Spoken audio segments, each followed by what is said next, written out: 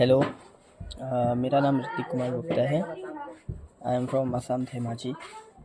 और हमारा असम बोर्ड का जो क्लास 9 का एडवांस मैथमेटिक्स है, ये इसका चैप्टर 2 है सेट्स। आज हम इसको स्टार्ट करेंगे पूरा बेसिक से। ये हमारा पहला वीडियो है, इसमें बस थ्योरी रहेगा और एक दो एग्जांपल्स। अगला वीडियो में इसका एक्सरसाइज करेंगे। तो देखो, चैप्टर का शुरुआत होता है कुछ सेंटेंस का ऑब्जर्वेशन से, ठीक है। जैसे कि milk is black, do you love mathematics, √2 is a real number, ठीक है। और ये Prayag Jyotishpur was the capital of ancient Kamrup. तो इसमें हम लोग को क्या ऑब्जर्व करना है कि इसमें कुछ चीज़ है जिसको तुम सीधा ट्रू या फॉल्स में ये कर सकते हो, सर्च कर सकते हो, ठीक है। कोई कोई सेंटेंस है इसमें जिसको तुम सीधा ट्रू या फॉल्स कह सकते हो, तो उसी को हम स्टेटमेंट कहते हैं। आप देखें, आगे देखते हैं। जैसे स्टेटमेंट क्या होता है, स्टेटमेंट या फिर proposition. A meaningful sentence that can be asserted as true or false but not both is called a statement, ठीक है, या फिर एक proposition। जैसे √2 इज ए रियल नंबर, ठीक है। √2 एक रियल नंबर होता है, यस होता है, तो ये ट्रू है ना।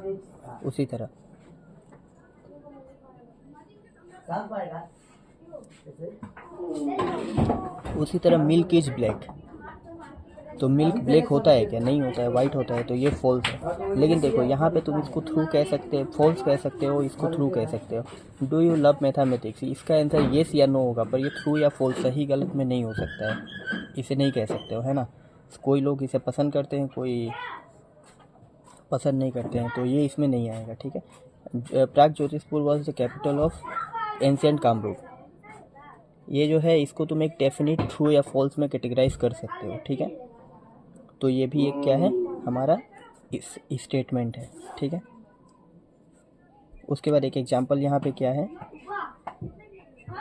स्टेटमेंट का प्रॉपर्टी क्या होता है कि एक मीनिंगफुल सेंटेंस होना चाहिए जो कि ट्रू या फॉल्स कोई एक हो पर दोनों ना हो, ठीक है।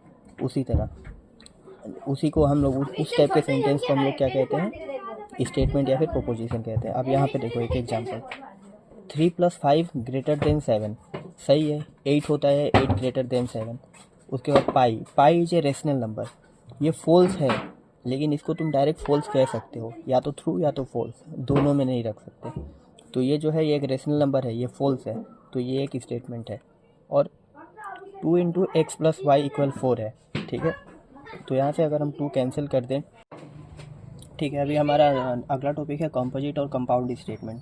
अब कंपाउंड या फिर कंपोजिट स्टेटमेंट क्या होता है, स्टेटमेंट फॉर्म बाय 2 और मोर सिंपल स्टेटमेंट। एक या एक से अधिक स्टेटमेंट को अगर जोड़ दें हम, तो जो स्टेटमेंट बनता है उसे हम लोग कंपोजिट या कंपाउंड स्टेटमेंट कहते हैं। जैसे कि elephant is strong and alpha is a Greek letter, ठीक है। Elephant is strong and alpha is a Greek letter, ठीक है। तो ये देखो, यहाँ पे दो स्टेटमेंट है, ठीक है, 2 सिंपल स्टेटमेंट है, और ये कनेक्टेड बाय एंड है। तो ये है हमारा एक पूरा मिलके एक हो गया कंपाउंड स्टेटमेंट, ठीक है। सब स्टेटमेंट क्या होता है, individual simple statement with in A compound statement. अब जो ये हमारा एलिफेंट इज स्ट्रॉन्ग, ये एक सिंपल स्टेटमेंट है, फिर alpha is a Greek letter, ये एक सिंपल स्टेटमेंट है। तो ये दोनों को हम लोग सब स्टेटमेंट कहते हैं, ठीक है। समझ में आ रहा है, दिखाई दे रहा है क्लियर? ओके। उसके बाद कनेक्टिव्स क्या होता है, word state connect the sub statement. अब यहाँ पे ये 2 सब स्टेटमेंट है, ये elephant is strong and alpha is a Greek letter, इसको कनेक्ट कौन कर रहा है, एंड। तो ये जो एंड है ये कनेक्टिव है। इसी तरह हमारा एंड, और, nor, if, then, if and only if, ये हमारे कुछ कनेक्टिव्स होते हैं। इसके बारे में डिटेल्स में और अच्छे से हम आगे पढ़ेंगे, ठीक है। उसके बाद आता है नेगेशन। नेगेशन क्या होता है, the connective not is use to negate a statement. यहाँ पे जो नोट होता है ना, उसी को हम लोग नेगेशन कहते हैं, जो कि उसका मीनिंग को अपोजिट कर देता है, ठीक है। और उसको कैसे रिप्रेजेंट करते हैं, उसका ट्रूथ टेबल, वो सब हम लोग आगे पढ़ेंगे, ठीक है। और लॉजिकल सिंबल्स, ये जो हमारे यहाँ पे कनेक्टिव्स है ना, एंड, और, nor, if, then, if and only if, वो सब का लॉजिकल सिंबल है जिससे हम लोग उसे रिप्रेजेंट करते हैं, वो यहाँ पे है। उसके बारे में अच्छे से डिटेल्स में आगे पढ़ेंगे, अभी बस टर्म से समझ लेते हैं। Connectives are represented using symbols, ये सब सिंबल है। और जो स्टेटमेंट होता है वो PQRS, वो सबसे रिप्रेजेंट करते हैं, ठीक है, स्मॉल PQR। अब यहाँ पे आता है कनेक्टिव्स, उसका बारे में देखते हैं, कनेक्टिव्स को रिप्रेजेंट कैसे करते हैं, ठीक है। जैसे यहाँ पे कनेक्टिव्स है, ये कनेक्टिव्स एंड, पहला एंड जो है उसको हम लोग कंजंक्शन कहते हैं। कंजंक्शन मतलब जो कंपाउंड सेंटेंस एंड यूज़ करके बनता है उसे हम लोग कंजंक्शन कहते हैं। और इसका सिंबल है ये उल्टा वी टाइप का, ठीक है, ये ठीक है। पावर, इससे पावर भी निकाला जाता है कभी कभी। पावर जैसे कि 2 पावर 3 होता है ना, तो उसको हम लोग ऐसे लिखते हैं, ये ऊपर लिखने वाला, ठीक है। पी एंड क्यू पढ़ते हैं इसको, पी एंड क्यू।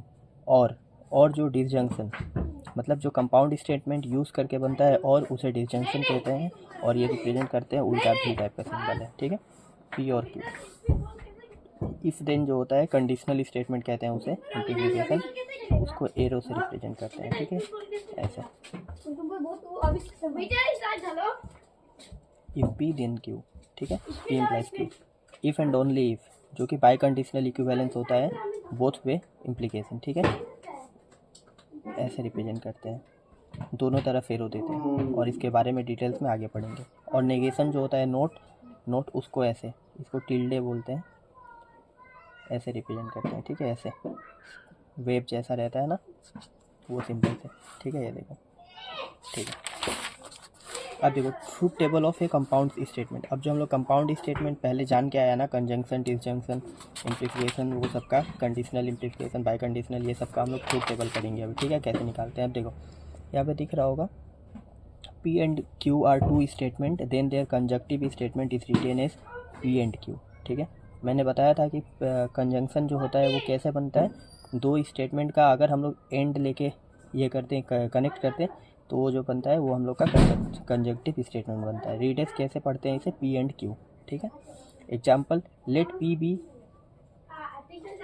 एक P हम लोग को क्या बोलते हैं, let P be 9 greater than 5, यानी कि P जो है वो एक स्टेटमेंट है, वो क्या है, P जो है 9 ग्रेटर देन 5, और Q जो है वो क्या बोल रहा है, 9 लेस देन 11, ठीक है।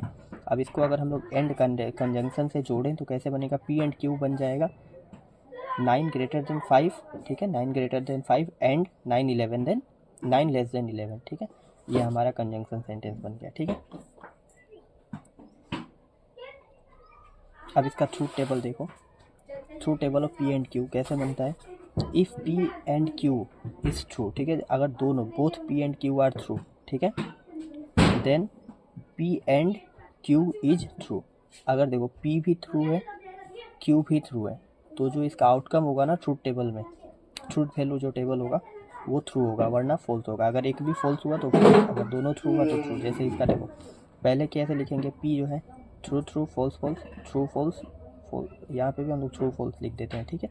तो देखो इसका 4, इसमें देखो स्टेटमेंट कितने हैं, 2 है ना, तो 2 पावर 2 इक्वल 4, तो यहाँ पे 4 हम लोग का अलग अलग कॉम्बिनेशन बनेगा, ठीक है।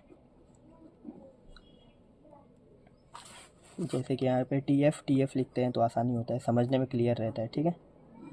ये देखो, अब इसमें क्या है, 2 3 ट्रू, दोनों ट्रू है तो ट्रू होगा आउटकम हम लोग का एंड में। अगर एक भी फॉल्स हुआ तो फॉल्स हो जाएगा, ठीक है। ये देखो यहाँ फॉल्स हुआ तो फॉल्स, ये फॉल्स हुआ, इसमें दोनों फॉल्स है तो फॉल्स। इसका डेफिनेशन यही है। एंड में क्या होता है, अगर कोई भी दोनों थ्रू है तो आउटकम थ्रू होगा, वरना फॉल्स होगा, ठीक है। समझ में आ गया इतना, ठीक, आगे बढ़ते हैं। बाकी इससे एग्जाम्पल्स जो इसका एक्सरसाइज है वो करेंगे, बहुत सारा क्वेश्चन करेंगे तो सब क्लियर हो जाएगा, ठीक है। अभी कंसेप्ट बस समझ लेते हैं जल्दी जल्दी। उसके बाद डिसजंक्शन क्या होता है, और को जो हम लोग यूज़ करके बनाते हैं कंपाउंड सेंटेंस, तो उसको हम लोग कहते हैं डिसजंक्शन, ठीक है। ये क्या होता है, इसका डेफिनेशन क्या है, इसका आउटकम थ्रू होगा अगर कोई भी एक स्टेटमेंट थ्रू हो, ठीक है। It is true, it's outcome is true if at least one of the statement is true.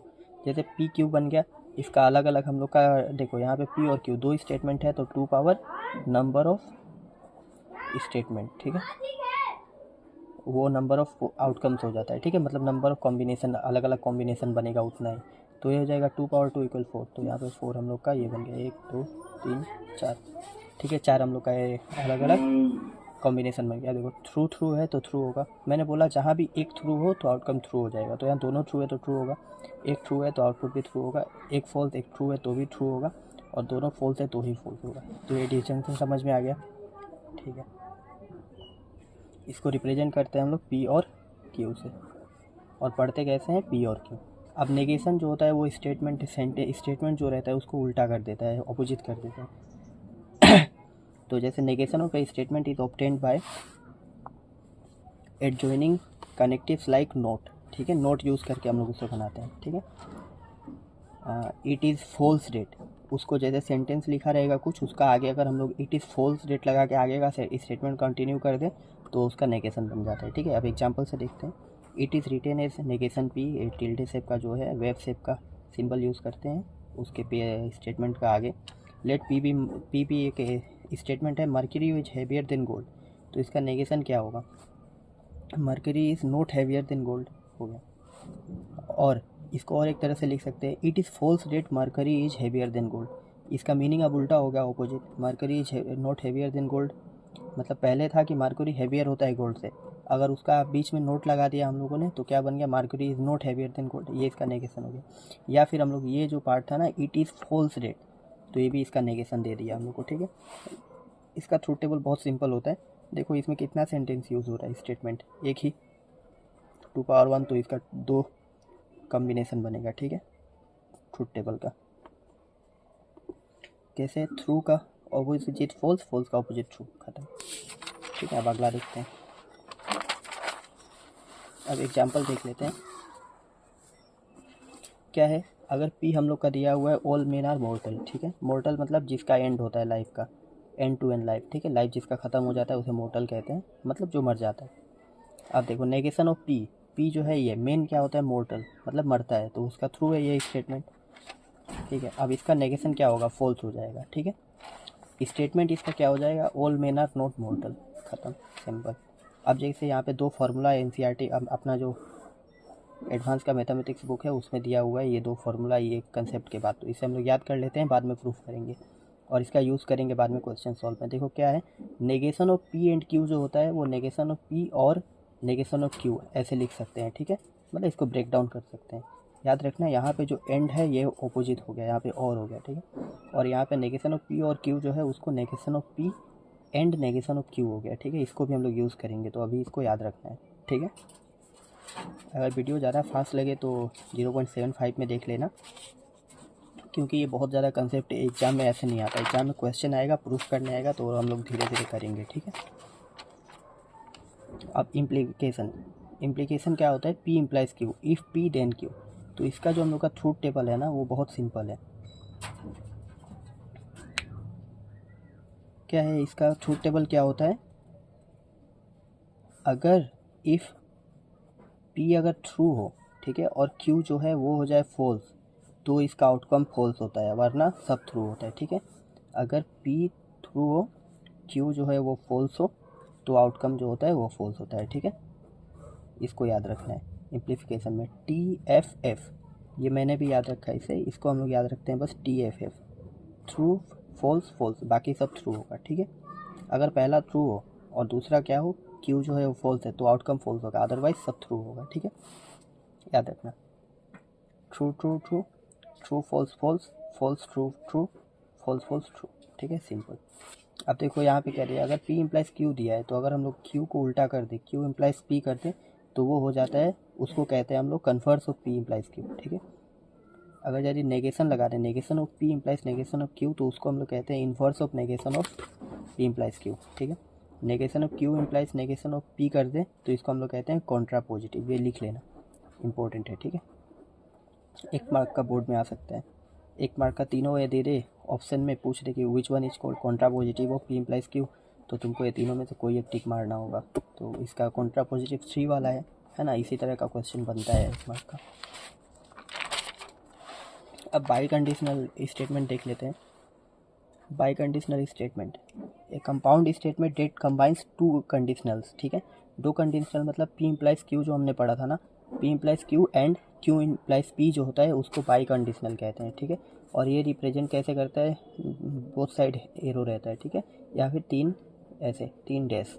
ठीक है, this statement is true only when P and Q have same truth values, मतलब इसका जो ट्रूथ टेबल जो through outcome कब होता है, जब दोनों का वैल्यू आउटकम सेम हो, मतलब दोनों का P और Q का ट्रूथ वैल्यू जो हो वो दोनों सेम हो। जैसे कि देखो यहाँ पे क्या है, अब यहाँ पे क्या है, इसका P बाई कंडीशनल का जो ट्रूथ टेबल है वो क्या है, P एंड Q जब दोनों का ट्रूथ वैल्यू सेम हो तो ही हम लोग उसका आउटकम ट्रूथ रखते हैं, वरना फॉल्स। ठीक है, जैसे कि यहाँ पे देखो ट्रू ट्रू ट्रू, इसमें एक ट्रू है एक फॉल्स है, तो ये फॉल्स होगा, दोनों फॉल्स है तो ट्रू होगा। ठीक है, और दोनों में ये देखो दोनों अलग अलग है तो फॉल्स होगा। मतलब दोनों का अगर इनपुट सेम हो, मतलब पी और क्यू का जो ट्रूथ वैल्यू है वो दोनों सेम हो तो आउटपुट ट्रू होगा, वरना फॉल्स होगा। ठीक है,